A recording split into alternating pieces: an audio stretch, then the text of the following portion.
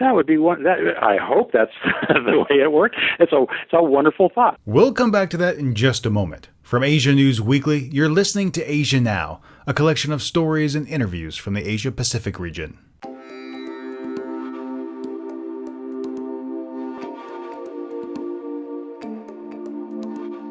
Today, one American makes a request, trying to track his father's legacy in South Korea.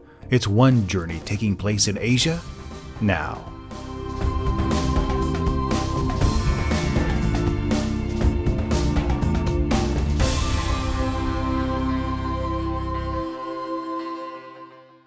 Welcome to Asia Now. I'm Steve Miller.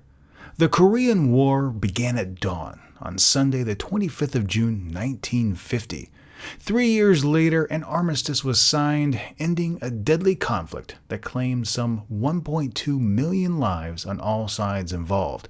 It's also a war that has really only brought to life through limited medium, and most famously through the television show MASH. Since that time, both nations, North and South Korea, have continued on their own independent paths. North Korea is often depicted as a rogue state, while South Korea is held up high for its ability to modernize and become an economic powerhouse within the last 60 years. However, there are other countless stories to be told about South Korea's recovery, and this is one of them. Hello, how are you doing? Fine, thank you very much. I'm anxious to hear from you. That's Conrad Oaklands. How did you find me? On the internet, actually. I do a lot of work for the Navy, and I was looking at something to do with Korea, and just ran across your website and started reading some of the stories, and that's how. I guess the changes astonished me from what I experienced when I was there in the early 70s. So let's talk about that. So you were actually here in Korea in the 1970s. What was your experience like? Well, I was only 15, and I was coming from Hawaii, where I grew up. So it took me away from a place that I knew and loved. So it was odd at first. I didn't like being dragged away from friends and surfing and all that stuff that I was used to doing, and plunked down in Korea with cold winters and things like that. And when we moved there, we moved out to Hanamdong and off base, and lived in a house that was way different than I was used to. Not unpleasant, just very different. And as I lived there for a time, and people were gracious, and it was interesting, and I came to really like it, actually. Korea has a way of growing on people. But you contacted me for a very specific reason. So what exactly is your father's story? While we were living there, my father was on a planning staff that was a joint planning staff with U.S. and Republic of Korea Armed Forces. And one of the things that they did the first year we were there was the Arbor Day celebration, planting trees. And my dad had grown up in Utah, where there's lots of big trees, and did a lot of work in the wilderness doing various things. But so he was really in touch with the trees and being in the wilderness and so forth. And I think felt somewhat responsible, maybe, Steve, for the lack of trees in Korea, because he had been there as a serviceman in the Navy, flying fighter planes, and while doing part of his missions, of course, was dropping bombs on places. During the Korean War. During the Korean War, yeah, in like 51 and 52, I think. So he never said that, but I got the sense that was what it was partly about, that he felt somewhat responsible. And then he kind of did some research and found that the climates and the soils would be compatible with joint sequoias, with help of other people from university researchers in the States, and then found somebody who was willing to donate seedlings and got the seedlings sent over. So the planting of these giant sequoia trees happened in, I guess it was 1972. I can't remember now the information I sent you, but I ran across newspaper clippings recently when I was cleaning up some old files, and it made me wonder whatever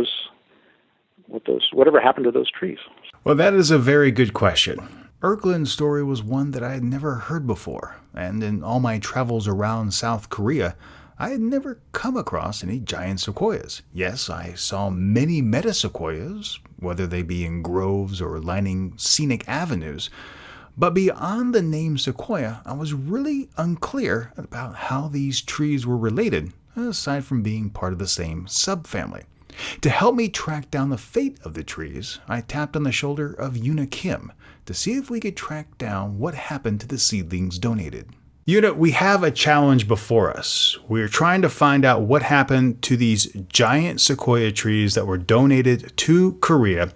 And you actually spent some time looking into this matter. So what did you find, and what were any of the challenges that you came across? Okay, so according to the article, I knew that I had to call two different places. One was the National Cemetery, and then the other one was Seoul National University. So first I called the National Cemetery, and the saplings were imported in 1971, but they didn't really have a record because they started to have a record starting from 1975. So they told me the best bet is to just come and see the trees, and that's where I sort of ran into the challenge.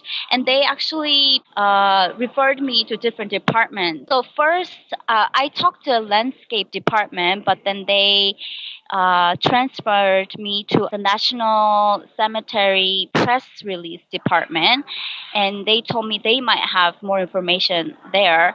So I called the press release department, and they couldn't find any further information. It was really unfortunate, but the only way we could tell whether this tree was old enough was to actually go there and see it and evaluate it ourselves. Refusing to give up, I took it upon myself to try and find the remnants of the giant sequoias at the National Cemetery.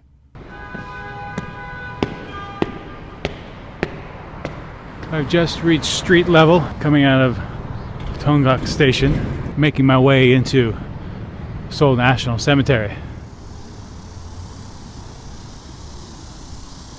Those might be them. Right out of the gate.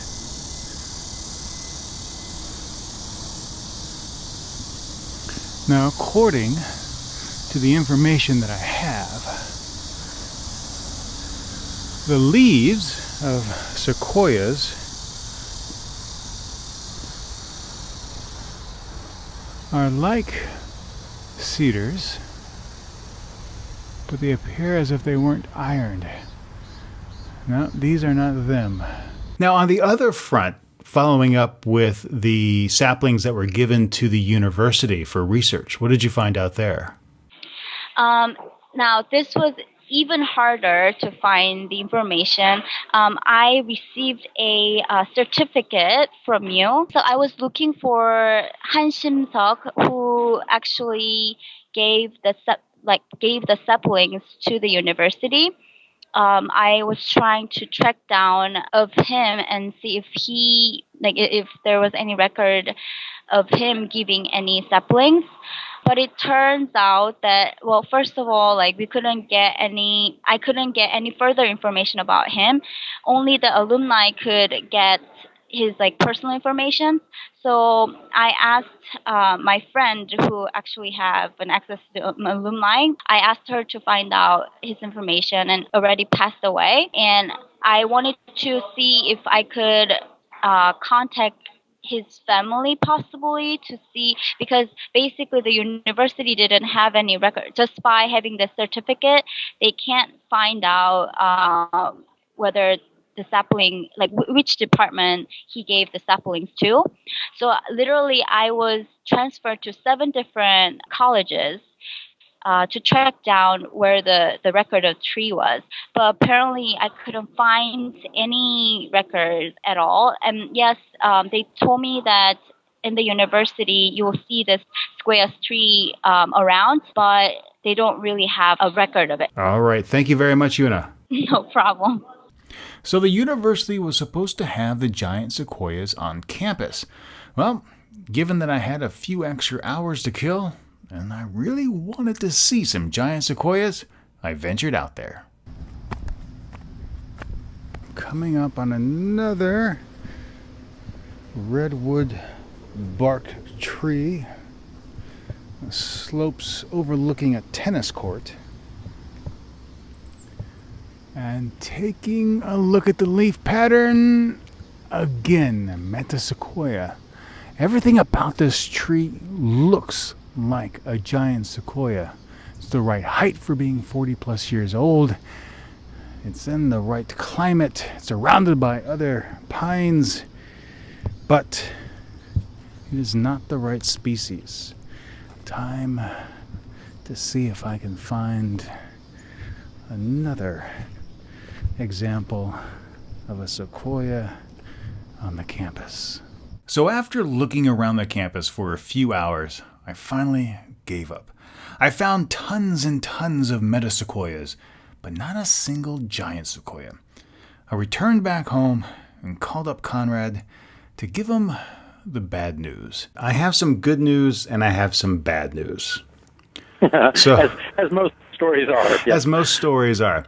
I explained to him the challenges that Una faced trying to track down the records of her father's gift and the absolute lack of records. I explained to him that I went out to Seoul National University and the National Cemetery trying to find giant sequoias, and that I only found metasequoias. What may have happened is that they did try to plant the sequoias, and they did in fact plant the sequoias according to the articles that you sent, but they may have not taken. That's certainly possible. Yeah. But the good news, the silver lining, is that while the trees, the gifts themselves didn't take, the idea did. So all these places where the sequoias were supposed to have been planted, near Busan, the National Cemetery, we see metasequoias, which are in fact indigenous to Asia. They're from China. So they're really well groomed to growing in this climate. I think possibly even a little bit better than sequoias. So we see everywhere where your father had the vision of giant sequoias being planted, we see the metasequoias. And you once spoke to me saying that if you could just have the giant trees and someone to enjoy the shade and make it a little bit more of a beautiful place, that you think your father would have been happy, correct? Yep, that's it exactly, yeah. And what I saw there on my visit to the National Cemetery was just that. There was a graduate student reading a book in the little park area. There was a family having a picnic underneath the metasequoias. And it was really that serene environment. And I think that if it was in fact that the giant sequoias didn't take hold and they replaced those trees with metasequoias using your father's vision, that the enjoyment did take hold. After all, metasequoia literally means like a sequoia. That would be one. I hope that's the way it worked. It's a wonderful thought, Steve. I appreciate that. While Una and I couldn't find the ultimate fate of Oakland's sequoia gift, it doesn't mean that they aren't out there somewhere. So if you ever travel in Korea and spot a giant sequoia, please let me know. Drop an email to asiannewsweekly@gmail.com, and if you can, snap a picture and include it. Well, my friends, that's it for this episode of Asia Now, but a few housekeeping items. Beginning next week, Asia Now will only be released once per week, Wednesdays at noon. And if you've enjoyed Asia Now this summer, please share it with your friends and let them know about the series. I'll be continuing to bring you interesting stories and interviews, and the easiest way to get them is by subscribing to the podcast. To do that, just go to asiannewsweekly.net and click on that subscribe tab. You'll be taken to a page that will have links to our show on iTunes, Stitcher, and TuneIn Radio. And you'll also have the choice of whether or not to subscribe to only Asia Now, only Asia News Weekly, or everything. I'd like to take a special moment to thank Una Kim for her research on this story. It would not be possible to bring you this story without her assistance, so thank you so much. I'd also like to thank you for listening. So until next time, for Asia Now, I'm Steve Miller.